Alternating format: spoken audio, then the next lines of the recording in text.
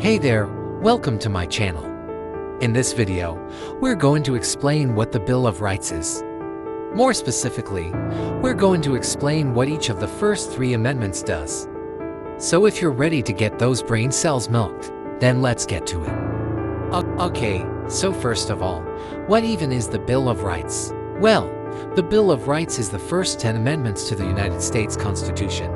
But why were these rights necessary? Well, when the United States was first formed, there was no explicit mention of rights in the Constitution. And that caused a little bit of a problem because one of the arguments for independence from Britain was that the British government was infringing upon the rights of the people. And then in the Declaration of Independence, it says that all people are endowed by their Creator with certain inalienable rights, that among these are life, liberty, and the pursuit of happiness. So people felt like if we're gonna break away from Britain and form our own government, we need to make sure that we protect the rights of the people. And that's exactly what the Bill of Rights does. It protects the people from the federal government. Okay, so now that you know why the Bill of Rights was created, let's get into what it actually says. Amendment 1. This amendment protects 5 basic freedoms: freedom of religion, freedom of speech, freedom of the press, freedom of assembly, and the right to petition the government.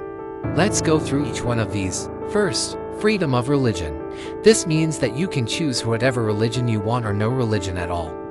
The government can't establish a state religion or force you to follow a certain religion. Second, freedom of speech. This means that you can say pretty much whatever you want without the government censoring you. Of course, there are some restrictions to this, like you can't yell fire in a crowded theater and cause a stampede or threaten to blow up a building. But for the most part, you can say what you want. Third, freedom of the press. This means that the government can't control or censor the media. The media can report on the government and the government can't punish them for reporting on them. Fourth, freedom of assembly. This means that you have the right to peacefully assemble and protest along with other people. Fifth, the right to petition the government. This means that you can ask the government to address your concerns. For example, if you don't like a law, you can ask your representative to change it. Amendment 2. This amendment protects the right to bear arms. It says that a well-regulated militia being necessary to the security of a free state. The right of the people to keep and bear arms shall not be infringed.